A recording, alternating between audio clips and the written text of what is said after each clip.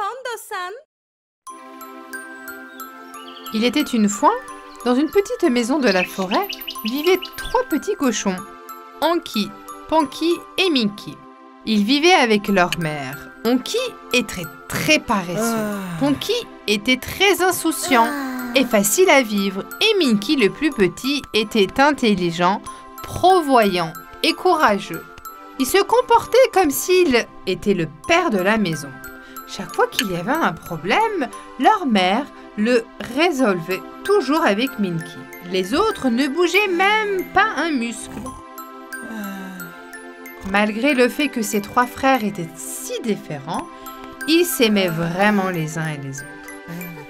Pendant leur temps libre, après avoir dormi et mangé, ils jouaient toujours à cache-cache dans la forêt.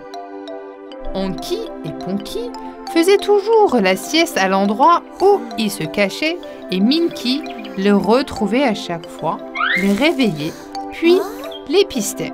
Minky n'avait pas d'autre chose que d'accepter ses frères comme ils étaient. Je suis toujours cela. Ce n'est pas juste. Je suis tellement fatigué de te chercher. Laisse-moi dormir un peu plus. Il va passer la journée à me chercher. Les enfants, n'allez pas trop loin en jouant. Vous savez que la forêt est dangereuse. Elle est pleine de loups affamés. Anki et Panky attendaient que leur mère, qu'elle fasse tout pour eux. Minky, cependant, aida toujours leur mère. Un jour, il a pris leur mère à part. Maman, ça ne peut plus durer comme ça. C'est nous qui apportons toujours le bois de la forêt. Tu te fatigues à faire la cuisine pour nous tous les jours. Je pense que mes frères et moi devions partir et nous occuper de nous-mêmes. Ne sois pas si ridicule, Minky. Vous êtes tous mes enfants. Je suis habituée à tout ça. Bien sûr, maman, mais mes frères devraient apprendre à prendre des responsabilités. Ce sera bon pour eux aussi. Ah, qu'est-ce que tu en dis? Je pense que tu as raison, Minky. Alors parlons à tes frères demain et mettons ces idées directement en action. J'ai économisé un peu d'argent pour chacun de vous. Je vais le diviser en 3 et vous le donner à tous. Chacun devrait construire sa maison. Voyons ce qui se passe. Même si les frères de Minky sont choqués par l'idée de leur mère, les 3 petits cochons, sac à main, prirent la route le lendemain pour commencer leur nouvelle vie. Ils étaient très excités. Ils se sont séparés de leur mère à la porte. Maman, je suis désolé de t'avoir contrarié en étant toujours aussi paresseux. À plus. Maman, je n'ai jamais écouté ce que tu m'as dit. Je t'ai fait de la peine, je suis désolée. S'il te plaît, pardonne-moi. À partir de maintenant, je me souviendrai de tout ce que tu m'as dit. Au revoir. Maman, ne sois pas triste que je parte. Quand j'aurai fini ma maison, je viendrai te chercher. Prends soin de toi.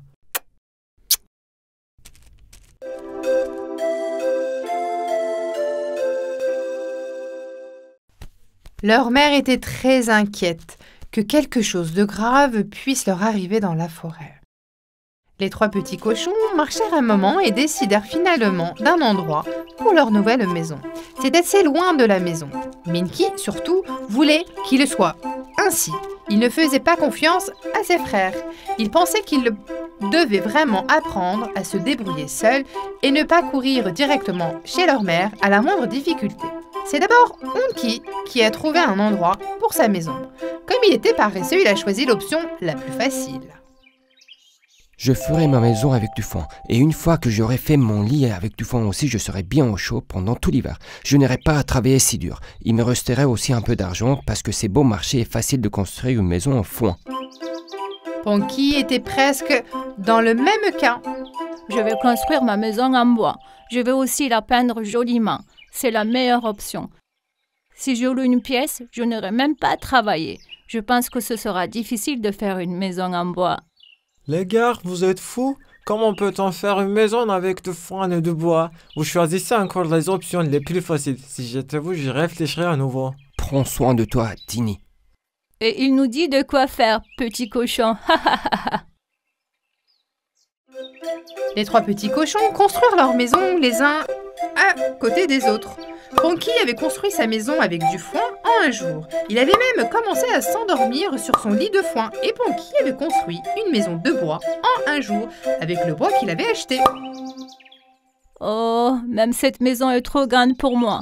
Tant que j'ai un toit au-dessus de ma tête, je ne me soucie de rien d'autre. Minky allait faire sa maison en briques. D'abord, il a transporté la brique.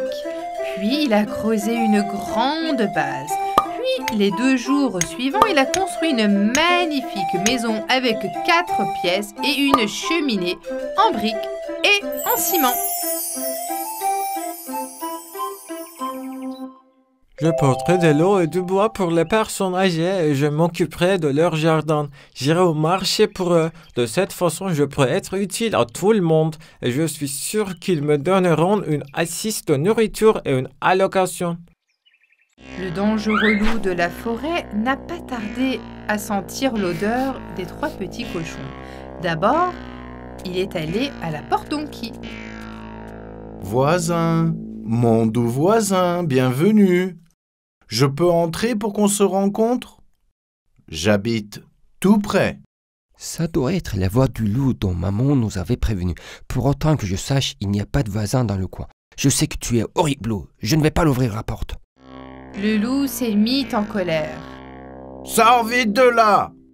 Mon haleine est incroyablement forte. Je soufflerai et je soufflerai, je ferai sauter votre maison. Non, ma maison est solide. Tu ne peux pas la détruire. Le loup recula d'un pas, inspira profondément, puis il souffla et expira vers le loup de toutes ses forces. La maison de foin s'est complètement effondrée. Onky a réussi à s'échapper et a couru directement vers la maison de Minky. Minky, le loup est venu à ma porte et a détruit ma maison. Et j'ai couru vers toi. Je pense qu'il va aller à Ponky maintenant. Vite, ferme la porte. Oh non! Appelons-le et prévenons-le tout de suite. Bonjour Ponky, sors de la maison immédiatement. Le loup vient vers toi. Allô? Minky, c'est toi? Regarde pourquoi tu t'agites. Ma maison est solide. Il n'a aucun moyen d'entrer. En effet, le loup, qui n'avait pas réussi à attraper Onky, se dirigeait droit vers la maison de Ponky. You! Il y a quelqu'un? Petit cochon! Je t'ai apporté un petit cadeau de la part de ton petit frère. Ouvre la porte, laisse-moi entrer et en parlons un peu. Il n'a pas trouvé le temps de m'envoyer un cadeau de ton sommeil. De toute façon, mes frères m'ont appelé pour me dire que tu es arrivé, espèce de loup stupide. Je n'ouvrirai pas la porte. Maintenant, sors d'ici. Donc, tu n'ouvres pas? Ok alors. Mon souffle est incroyablement fort. Je vais inspirer et souffler et je vais faire sauter ta maison. Ne voulant pas partir les mains vides, le loup donna quelques coups de pied à la maison. Puis après avoir soufflé et expiré sur le pauvre maison, elle s'est effrontée. Ponky a réussi à s'échapper, a éteint la maison de Minky. Vite, ouvre la porte, Minky. Le loup va m'attraper. S'il te plaît, dépêche-toi. Minky a fait entrer son 2e frère dans la maison aussi. Tous les 3 tremblaient de peur. Les 3 frères se sont assis et ont commencé à réfléchir. Je pense que c'est ton tour, Minky. Il va venir ici, c'est sûr. Oui, je le pense aussi. Nous devons trouver un moyen de nous libérer de ce loup une bonne fois pour toutes. Mais comment? Les 3 cochons ont rapidement élaboré un plan et ont commencé à atteindre le loup. Quand le loup est arrivé à la maison de Minky, il a crié. Je sais que vous êtes tous les 3 là. Sortez gentiment ou je vais souffler et faire sauter cette maison aussi. Allez, qu'est-ce que tu attends? Démolis-la si tu peux. Retourne-toi et laisse-nous tranquilles. Le loup furieux se mit à frapper à la porte et les murs à coups de pied. Il y avait 3 verrous sur la porte, mais les 3 cochons se regardèrent avec peur et se seraient forts les uns contre les autres en surveillant la porte. Le loup donnait des coups de pied, soufflait, halétait, mais il ne pouvait pas détruire la maison de Minky. Soudain, une idée a surgi sur la tête du loup. Il allait entrer dans la maison par la cheminée. Il est monté sur le toit en plaçant une échelle contre la maison. Il réussit à se faufiler dans la cheminée et se laissa tomber. Les 3 cochons attendaient ce moment. Ils ont tout de suite allumé un feu dans la cheminée et ont commencé à regarder. Comme le loup n'avait pas vu de fumée dans la cheminée avant, il n'avait pas pensé à un feu. En tombant rapidement et directement dans la cheminée, il s'est brûlé en raison du feu. Aussi vite qu'un jet, il s'est remonté dans la cheminée en souffrant énormément. À l'aide! Je suis en feu! À l'aide! À l'aide! Les 3 frères s'étreignent dans la joie la plus grande et célèbrent leur fuite du loup. Finalement, le temps de loup est terminé. Il ne reviendra jamais. Maintenant, il est temps d'aller chercher notre mère.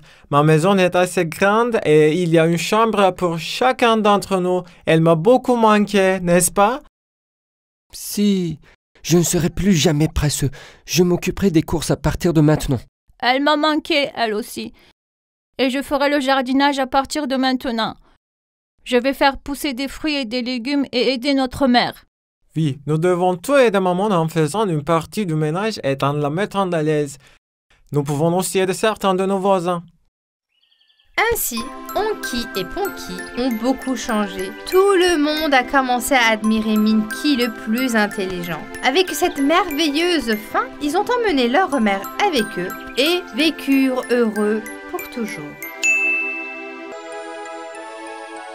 Il était une fois, dans un pays lointain, la famille Stanbaum. Leur fille s'appelait Clara et leur fils Fritz. La veille du Nouvel An, Clara était très excitée et ne pouvait pas s'endormir. Elle attendait avec impatience que le jour suivant arrive. Le temps passait si lentement. Oh Dieu, s'il vous plaît, écoutez mes prières. Fais qu'il neige demain soir et laisse-moi avoir un très beau cadeau de Nouvel An.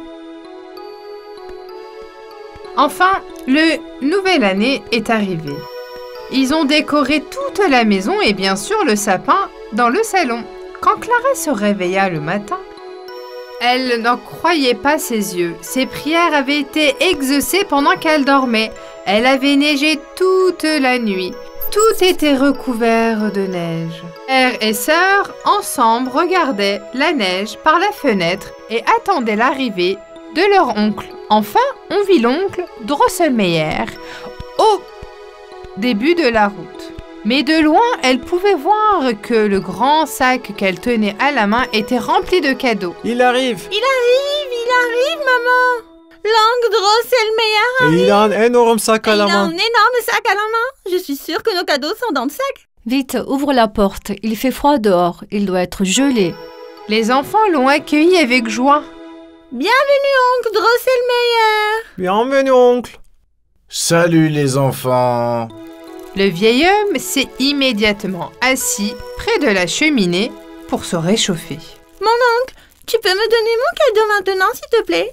Je suis si excitée que je ne peux plus attendre. Moi aussi. Allez, mon oncle! Ha ha ha ha ha! Ok. Je vais les ouvrir tout de suite. Leur oncle ouvrit le sac à cadeaux et donna la grande et belle boîte à Clara et l'autre à Fritz. Clara, qui a ouvert la boîte avec excitation, a crié de joie quand elle a vu le soldat Casse-Noisette à l'intérieur. Mon cher soldat, j'allais danser avec toi. Quel dommage. Je n'ai même pas encore eu la chance de jouer avec toi. Je suis si heureux qu'il te plaise, Clara. À ce moment-là, Fritz, qui regardait Clara, a rapidement ouvert son propre cadeau. Une grande souris noire habillée en pirate est sortie de sa boîte. Mais Fritz n'a pas du tout aimé son cadeau. Elle voulait que le cadeau de Clara lui soit donné. Il jeta rageusement la souris par terre et prit Casse-Noisette des mains de Clara et le claque contre le mur. Ses yeux étaient pleins de jalousie. Fritz? Je veux un casse-noisette aussi. Je n'aime pas du tout cette souris. Pourquoi le cadeau de Clara est-il meilleur que le mien? Ne dis pas ça, Fritz. Ton cadeau est bien aussi. C'est très gentil de la part de ton oncle d'avoir pensé à toi et d'avoir apporté un cadeau. Tu es impoli d'agir comme ça. Je m'en fous. Je ne veux pas de cette affreuse souris. Clara, qui se rendit à l'endroit où la casse-noisette était tombée, remarqua qu'un de ses bras était cassé. C'est un petit jouet. Que peut-elle me faire? On peut probablement parler et arranger les choses. Ne sois pas triste, Clara. Je vais les réparer tout de suite. Il sera comme neuf. Ne t'inquiète pas. Oncle Drosselmayer a immédiatement collé le bras de Casse-Noisette et l'a réparé. Fritz, qu'est-ce que tu as fait n'est pas bien. J'avais beaucoup plus de soldats. J'avais l'intention de te surprendre plus tard, mais tu as maintenant perdu ta chance. À la fois en colère et triste du comportement de Fritz, son oncle a caché la boîte pleine de soldats dans un armoire. Mais oncle, Que cela te serve de leçon. Honteux de ce qu'il avait fait, Fritz savait qu'il ne pouvait rien faire. Il a baissé la tête de honte et était allé dans sa chambre. Après minuit, c'était l'heure de se coucher. Comme c'était la veille du Nouvel An, il avait le droit de dormir si tard, mais la nuit était maintenant terminée. Tout le monde s'est souhaité une bonne année et est allé dans sa chambre. Clara se coucha dans son lit avec la casse-noisette. Alors qu'elle dormait profondément, elle entendit des bruits de cliquet en bas. Curieuse, elle est descendue dans le salon. En bas, il y avait un bataillon de souris, identique à la souris pirate que Fritz avait reçu en cadeau, qui se promenait et mettait le désordre dans le salon. Clara, où es-tu? Descends! Clara savait que les souris pirates la cherchaient et elle était très effrayée. Mais après un moment, elle a réfléchi qu'il n'y avait pas à savoir peur d'une petite souris jouée. Oh mon Dieu! Qu'est-ce qui se passe? Elle laissa la casse-noisette en haut de l'escalier et descendit les escaliers. Et qu'est-ce qu'elle voit? Les petites souris jouées étaient encore plus grandes qu'elle. Et pas seules les jouets, tous les meubles étaient aussi énormes. En jetant un coup d'œil rapide autour d'elle, elle a tout de suite compris ce qui se passe. En fait, elle avait rétréci, elle était toute petite. Oh mon Dieu! Qu'est-ce qui se passe? Pourquoi suis-je si petite? Je dois m'échapper avant que les souris m'attrapent. Les souris se rapprochèrent de Clara. Nous te capturons, Clara. Tu vas venir avec nous dans la ville des souris. Ne résiste pas. Nous t'attraperons tôt ou tard. À ce moment-là, tous les jouets du salon ont pris vie. Chars, canons, soldats, poupées et animaux en péliche se sont tous dirigés vers les souris pirates. Clara a trouvé que leur seul moyen était de passer derrière les cadeaux sous l'arbre du Nouvelle Année. Comme les autres jouets, le casse-noisette, qui s'est animé à sauter des escaliers et a commencé à combattre les souris pirates. Il était si courageux. Les soldats que l'oncle Drosselmayer avait mis dans l'armoire ont aussi sauté pour aider. Casse-noisette, les souris pirates ont été soudainement choqués d'une telle défense et ont commencé à reculer. Courez pour vos vies, nous avons été vaincus. À l'aide! Clara, tu peux sortir maintenant. Les souris pirates se sont enfuis. Nous avons gagné. Clara est sortie de derrière les cadeaux où elle se cachait de peur. Tout le monde était très heureux de cette victoire. J'avais tellement peur, Casse-Noisette. Tu m'as sauvée de ces souris pirates. Je te remercie beaucoup. Casse-Noisette s'était soudainement transformé en très beau soldat et s'est incliné devant Clara pour l'inviter à danser avec lui. Veux-tu danser avec moi, Clara? Oh, avec plaisir. Ils se mirent à danser et juste à ce moment-là, une belle musique se répandit dans le salon. Des petites fées jetaient des fleurs autour d'elles. Les fleurs étaient magiques et Clara s'est soudainement retrouvée dans un magnifique costume de danseuse de bal et des chaussons de danse. Clara s'était transformée en danseuse de ballet. Je t'admire, Clara. C'est merveilleux que tu fasses du ballet. Merci. Mon plus grand rêve est d'être une danseuse de ballet un jour. Pensez-vous que je puisse en être une? Je suis sûr que tu seras une merveilleuse danseuse de ballet. Alors, le nom de la mélodie qui joue en ce moment s'appellera Casse-Noisette. Chaque fois que tu l'entendras, pense à moi, Clara. Tous les autres jouets les regardaient avec admiration. Clara a fait du ballet avec le casse-noisette pendant des heures. Tournant sur un pied, c'était comme si elle volait dans le salon. Mais soudain, elle a entendu un bruit.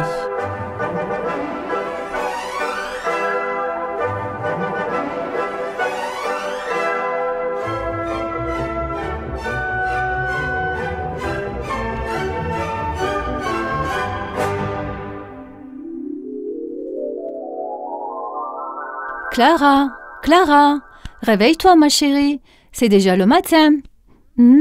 Tu as dormi avec le casse-noisette?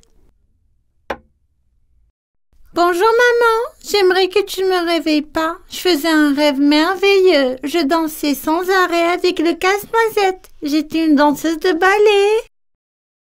Vraiment? Eh bien, tu dois être fatiguée après toute cette danse. Allez, va te laver, on t'attend pour le petit déjeuner. Elle a vraiment pris le casse-noisette dans ses mains et a commencé à danser avec lui. Elle avait encore la mélodie dans l'oreille. C'était comme si le rêve était réel. Mon beau casse-noisette. Il était une fois un vieux meunier et son âne retraité qui l'accompagnaient depuis des années. Le meunier fabriquait de la farine avec le maïs que son âne fidèle transportait pour lui depuis les champs. L'âne du vieux meunier a vieilli avec le temps. Il était incapable de porter le maïs jusqu'au moulin. Mais le meunier avait encore besoin d'un âne fort, puissant et jeune. Bien que cela le contrariait beaucoup, il savait qu'il était temps de se séparer de cet âne qui l'avait servi pendant tout ce temps. Tu es très vieux maintenant, et mes charges sont lourdes. Regarde comme tu te débats quand tu portes le maïs au moulin, malheureusement. Je dois te libérer maintenant. J'ai plutôt besoin d'un jeune âne pour m'aider. Mais à mon avis, il n'y a pas lieu de s'énerver. Tu as toujours dit que tu avais une belle voix et que tu voulais faire partie d'un groupe. Voici ta chance. Après-demain, tu pourras réaliser tes rêves. Cette nuit-là, l'âne se reposa et rêvait joyeusement dans sa stalle. Il était heureux de n'avoir jamais contrarié son maître, mais il était aussi un peu triste de devoir le quitter. Satisfait d'avoir accompli sa tâche, il s'endormit profondément. Le lendemain, il se dirigea vers la ville de Berne. Après avoir marché un certain temps, il vit un vieux chien en pleurs dans le jardin d'une maison.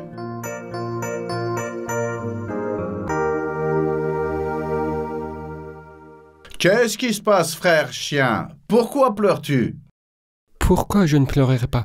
J'ai perdu toute ma nourriture. Mon maître est allé en ville pour un travail important et n'est toujours pas revenu. Il semble qu'il ne reviendra pas avant un certain temps.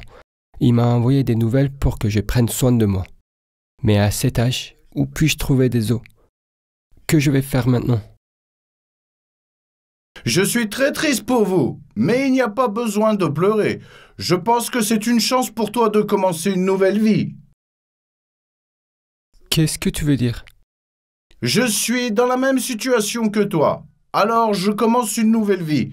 Je vais à Brême. Je vais monter un groupe. Si tu veux, tu peux jouer de la batterie dans mon groupe.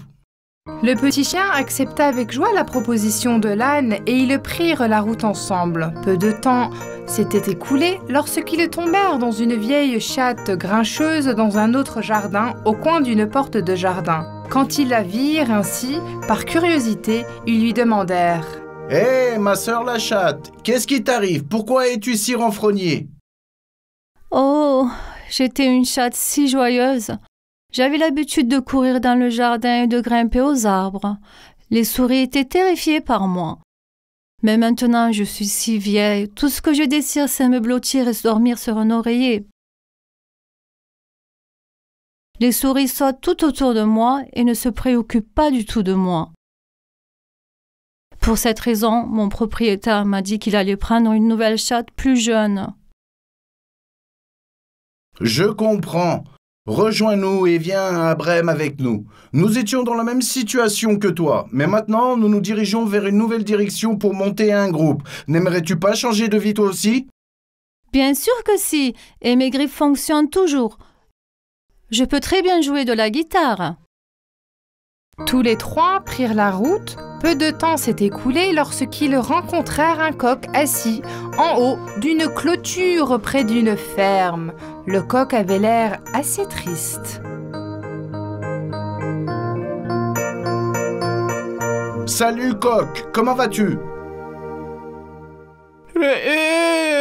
Je suis si triste. Même si j'aime chanter, je suis devenu très vieux et je ne peux pas réveiller mes maîtres tout le matin. Je suis toujours en retard. Ils ne m'emmènent même plus dans le poulet. Tu es exactement l'ami que nous recherchons. Nous partons sur la route pour commencer une nouvelle vie, être dans un groupe. Nous n'avons pas encore de chanteur. Veux-tu en être un? Viens avec nous à Brême, commencez votre nouvelle vie. Le coq accepta leur offre avec joie et réjouit le groupe qui poursuivit sa route.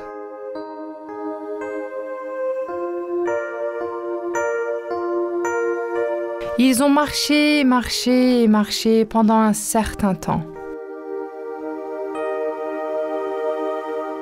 Il commençait à faire nuit et il était très fatigué. Ils décidèrent de se reposer sous un arbre. Le coq et la chatte grimpèrent en haut de l'arbre. Le chien et l'âne se couchèrent dessous. Comme ils avaient très faim, ils n'arrivaient pas à dormir. Alors qu'ils demandaient comme ils allaient passer la nuit dans un endroit qu'ils ne connaissaient pas du tout. Cocorico! Je vois une maison devant moi. Je peux voir des lumières venant de la fenêtre. Ils doivent avoir de la nourriture. Je pense que nous pouvons remplir nos ventres et nous reposer là-bas. Allons-y! Ils coururent jusqu'à la maison. L'âne a penché sa tête vers la fenêtre et a décrit à ses amis ce qu'il a vu.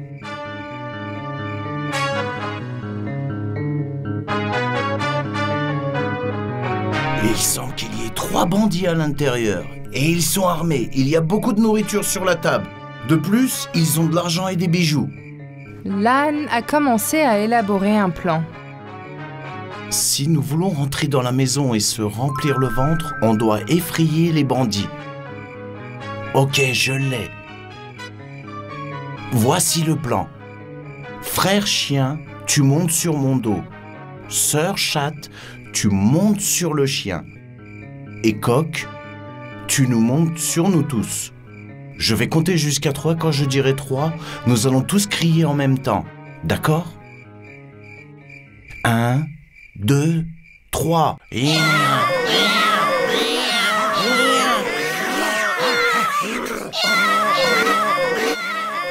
Tout en criant en même temps, ils ont commencé à faire des sons étranges. Les bandits qui ont entendu ces grands cris de l'extérieur ont été terrifiés et se sont partis en courant, laissant tous derrière eux. Excités par la réussite de leur plan, les 4 amis sont entrés à l'intérieur.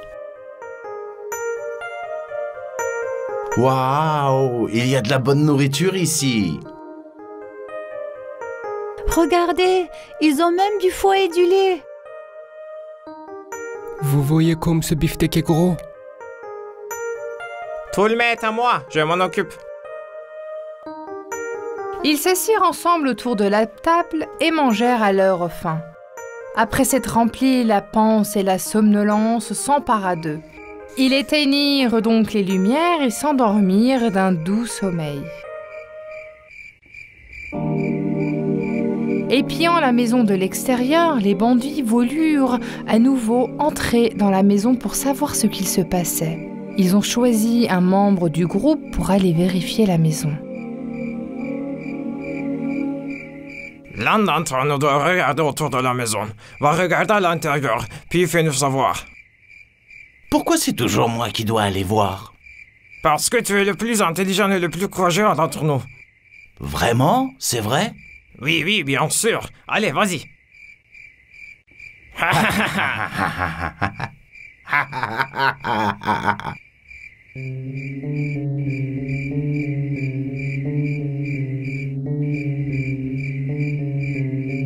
Le bandit qui est allé à la maison a ouvert la porte et s'est faufilé à l'intérieur.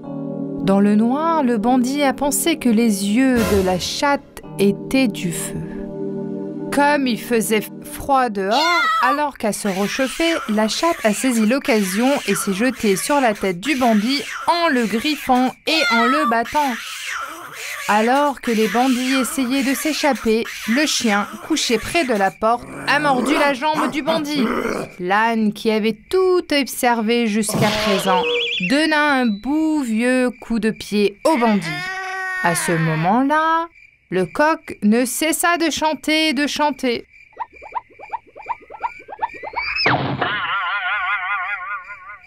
Cours, cours! N'entrez plus jamais dans cette maison, c'est trop dangereux pour nous maintenant. Il y a d'horribles créatures à l'intérieur. Alors que je m'enfuyais, j'ai entendu l'un d'eux crier « Attrape-le vite !» Ainsi, les 4 amis ont fini par avoir une nouvelle maison et de l'argent. Ils allaient souvent à Berme pour donner des concerts.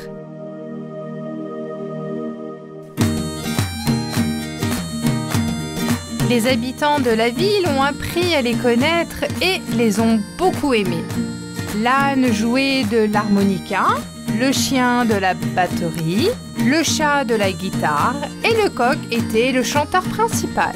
Les 4 amis vécurent heureux ensemble et réalisèrent leurs rêves jusqu'à la fin de leur vie.